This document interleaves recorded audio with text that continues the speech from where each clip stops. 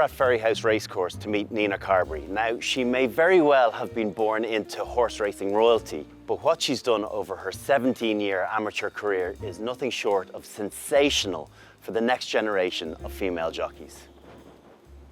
Nina, we are sitting outside the Bobby Joe suite at Ferryhouse. It seems apt, one of the great horses that one of your many talented family members rode to victory here at the National. Is this a second home for you? Oh yeah, most definitely.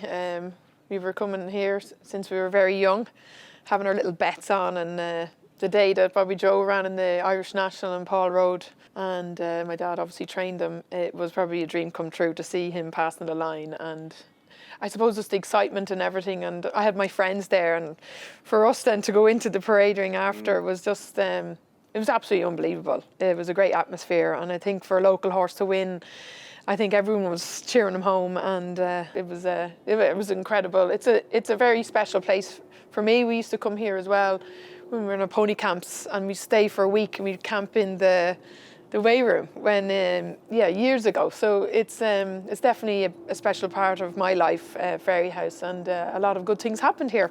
When you think about horse racing, you think about dynasty families and you think about Carberrys.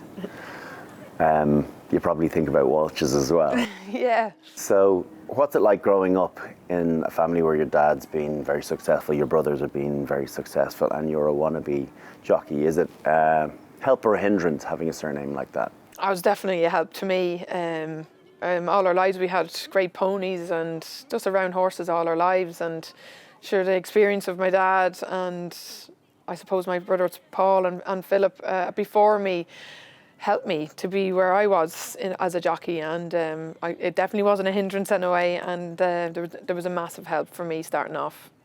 When you are starting out, you talked before about, you were just competing, you never saw boys versus girls, men versus women. Was that truly the case? Because it feels so weird in competitive sport that men and women compete at the same level, and that there's no way people are looking at one sex versus the other. Yeah, I suppose I grew up with 5 brothers, so I'm used to a male company and competing against males from a very young age, and I think that I have a lot to thank my brothers for that, to keeping me very competitive from, I think since I was about 5, they were putting like little jumps up for me, and they were jumping the bigger ones, but they were always keeping me in the race and being able to let me compete as well, no matter what my age or my sex was, So once I started off, I felt like I was just a jockey amongst the rest of the jockeys. I didn't feel like I was a little girl, trying to make my way. I just felt all I needed to do was get my skill set right, and just get the experience I needed to show what I had, basically. And it was never going to be anything else other than horses or horse racing, was it? I kind of had in the back of my head, I don't know whether I'll make it or not, whether I'm good enough. So I said I'd give it a go, and I did a course for a year in sports massage, and I said I'm gonna go down that route if I don't make it as a jockey. And then I had a winner in Cheltenham, and that just took off. The course got kind of put to the side. I finished it, and I actually looked back on my results. I was doing something there a couple of years back, and I was like, oh my God, I actually passed that. I said, I don't even remember. So I still have that qualification in the back. And you haven't lent into it, no? No.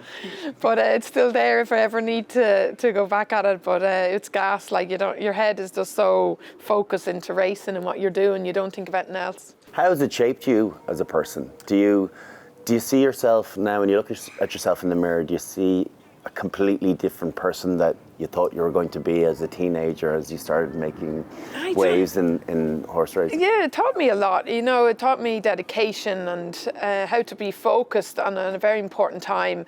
If things didn't go right, it taught me be resilient, and it's given me everything. It shaped me as everything, as my I suppose as I grew older and went on to have kids. It's so nice to have all that experience behind me. And being a jockey is just such a short career, and you have to think about what you're going to do after. But everything that I've learned being a jockey has helped me from now to what I'm doing now. So I've got a lot to thank for that as well. I'm right in saying you were an amateur for 17 years. Yeah. Right? Why was there not the opportunity or the thought to become professional, and why the difference between the two? Why did you compete on an amateur basis while others are professionals? Yeah, very good question. There was a time when I had my first winner in Cheltenham that I had a £5 claim, so you get like, as you're going more in riding winners, you get more. You lose your claim, so you don't become as appealing to trainers. So when I had like my £5 claim, I was kind of half thinking that I might turn, and but then I got a nice job as an amateur jockey for Noel Mead, and he gave me his job. So it kind of gave me the comfort that I will be able to ride in Cheltenham every year, because they have amateur races there. And I was like, no, I can compete at that level now every year, and it'll. That's where I wanted to be, was riding in Cheltenham, and this was definitely going to safeguard that if I could just stay amateur. But at the time, there probably was so many brilliant jockeys around. Like there was like Ruby and Paul, Tony McCoy, Richard Johnson, Barry Geraghty, Davy Russell. Like there were so many, all occupied big jobs, and it was going to be very hard for me, I felt at the time, to make a big bus for it. So my instinct was to stay as an amateur and be the top of the game at that, and I don't have any regrets that way, to be honest. Would you go back, if you could go back and in time, if you could go back to that moment, would you back yourself and go, do you know what, I'm going to be a professional, I'm going to take them on, or are you happy with the path that you've taken? No, I think I'm happy. Obviously now things have changed a bit more, but no, I'm happy where I was at the time that I stayed amateur, and I rode the winners that I did. Obviously I'd love to have like had a little go and see how it had gone on, but no, I think I'm happy enough, Brian, that I did stay amateur. I got the opportunities I got. I still was able to ride an Irish national winner, and I'm still able to ride in the English national. It didn't stop me from riding in those big races. So for me, it was the right decision, I think. Give us a sense of what it's like to ride a winner on the big stage, National Cheltenham. What's that feeling? Oh, it's amazing. It's especially Cheltenham, I think, because you get to live it for so long. You come in this big walkway in front of all the crowd, and it's brilliant the way people clap you in, and like even if you're not favourite, they all clap you in, and it's a great feeling, and it lasts for about 5-10 minutes, and that's probably the best place to ride a winner, because you're living it for so long after it. Whereas in some other places you're kind of finished, you go in off the track and you're kind of finished and you're gone. But this is like incredible. The crowd's there, and you come into this big amphitheatre of a winning.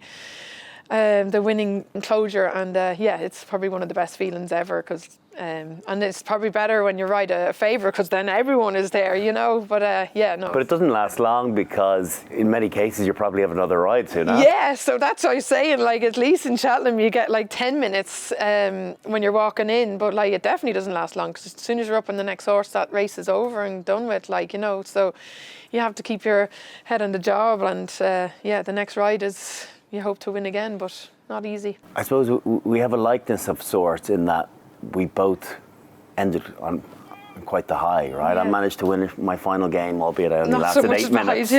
Any 8 minutes of that final game. Less said about that, the better. But you won on your final race. Is that the best way to go out? Oh, yeah. Or do you look back and think, gosh, if I'm still riding winners, why am I packing it in?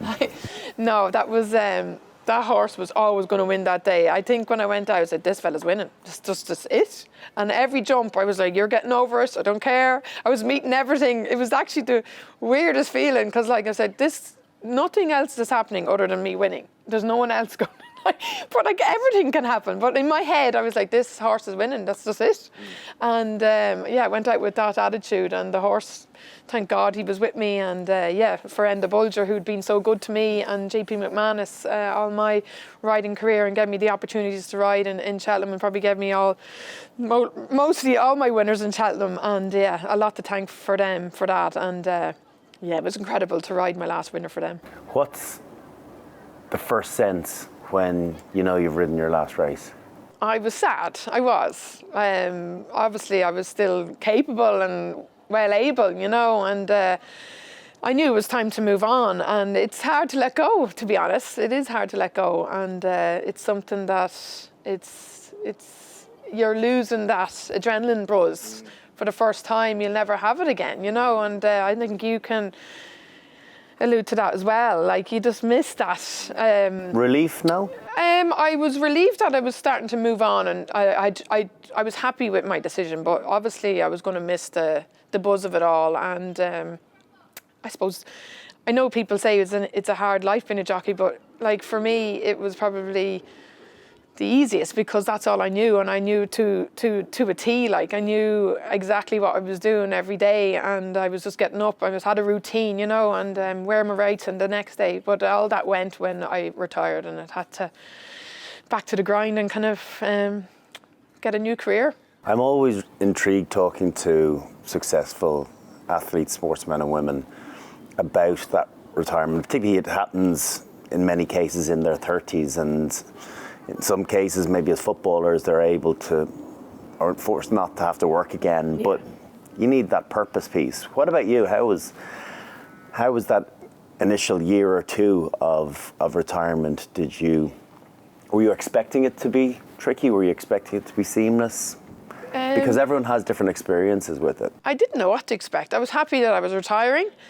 I probably wasn't set up enough in my own business that I wanted to buy and sell horses, and I wasn't at a further stage, so that wasn't happening quick enough for me. And I think that year and a half after giving up, I was like, what am I after doing? And I had to and then COVID hit as well, so that didn't help either. Like, when you want to get out there again, and I was after having a baby, and you know, so it's yeah, it's definitely one of the hardest things you'll ever do is retire. And obviously at a young age, as you said, like you're retired in your 30s, but you still have another life to go.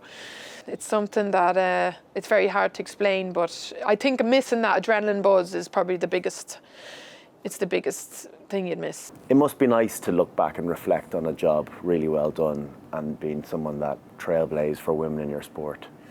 I didn't do it on my own. I obviously was very successful, but I had a lot of other jockeys around me, like Katie Walsh, Lisa O'Neill, Lizzie Kelly in England. They all played their part, and I think we all came at the right time to give the likes of Rachel and that to go and do whatever she could do. Do you know what I mean? She got the break, and she took it, and she didn't let it go, and she took every opportunity she did, and fair dues. And I think it wasn't just me, to be honest. It was a lot of girls coming at the right time. We were all playing our part. Ex-athletes and competitors often have a bit of envy of those that are still doing it. With Rachel, when you see that success, I think it's only human to look and go, oh gosh, I wish I could be there. I wish I could have come a little bit later, or I could have, be in those shoes. Do you possess any of that? No, I actually don't. I gave my go, and I had my go. I think the one race I really wanted to win from a very young age was the English Grand National, and I had 6 goes at it. I did well. I didn't obviously win, but I had my go. I didn't not get a chance. So to look and see Rachel doing it, I was hoping that a girl would do it in my lifetime. So I was delighted to be roaring her home. Listen, I was retired, so I want a girl to be going on and win. Obviously, it's probably different when you're riding in amongst it and you want to be a part of it, but once you retire, that's finished, and you really want to see the girls doing well. And for Rachel, that was amazing to watch, and yeah, brilliant.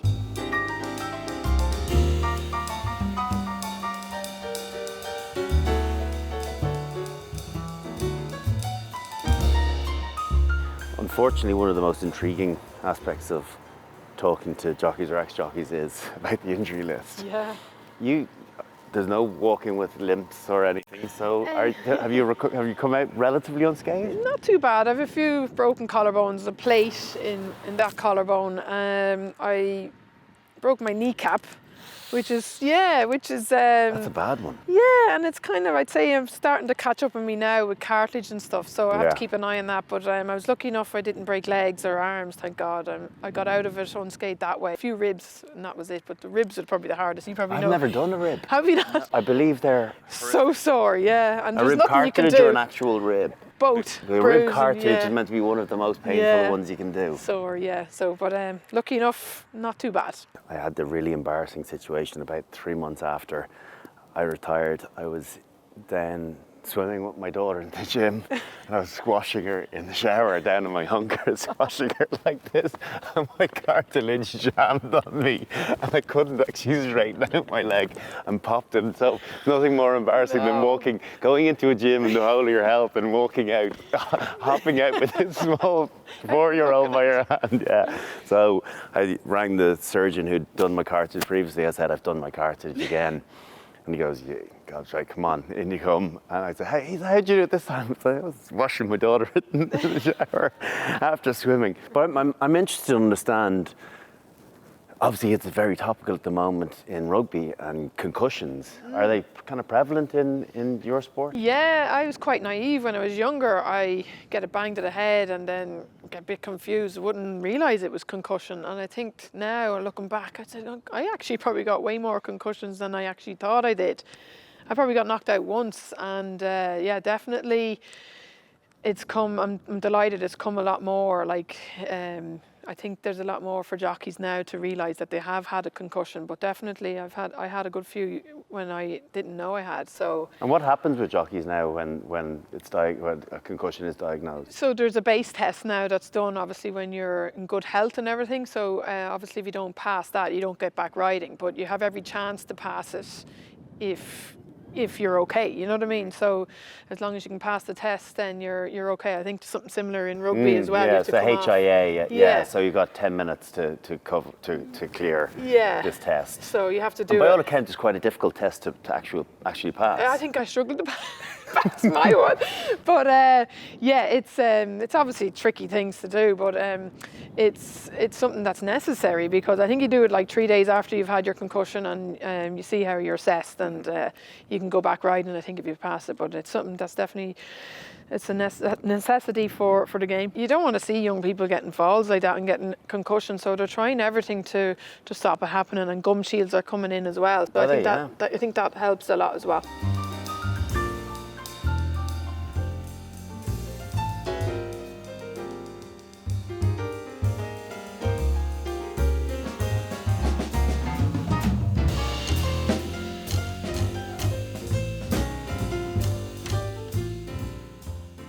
You had so many winners over the course of your career. What's the connect with the successful ones that's different than those that, you know, offered a lot but didn't deliver? There is certain horses you become more, like having more relationship with them, because a lot of the times jockeys are getting on and off horses and never sit on them again. But the ones that you build up a relationship, I had great relationships with the likes of Garda Champetra and On the Fringe and Josie's Orders. All those horses were horses that I'd ride from year to year, and you definitely know their traits and things they like or things they didn't like, or you know. So yeah, it's important that a jockey kind of knows the horse they're riding, and like the likes of Ruby riding Kato Star. Yeah, like building up those relationships it's important, and you get to know what way they have to be ridden. Don't hit the front too soon, or if they hit the front too soon, they'll pull up. And yeah, there's all those little things that you learn along the way that if another jockey jumped on, they wouldn't know. You know what I mean? It's a unique kind of thing that in jockeys, that you're expected just to jump up on a horse and know exactly how to ride them, but your trainer needs to tell you how to ride them if you've never ridden them before. So it's what's this? That's a little handshake, I think. Yeah. They have a little handshake. Different sort of relationship with the looks of things. They're having a little scratch. I'll scratch your back if you scratch mine. Fair enough. Okay. Well, brilliant, Nina. Thank you so much for your time. Thanks for chatting to us. You should be very proud to look back at all that you've achieved. Thank you, and what Brian. you will achieve Hopefully. In the future too. Yeah, bit of luck. Yeah, keep the ball rolling. And thanks very much. I'm honoured to be interviewed by you. Thanks a million. Thank you.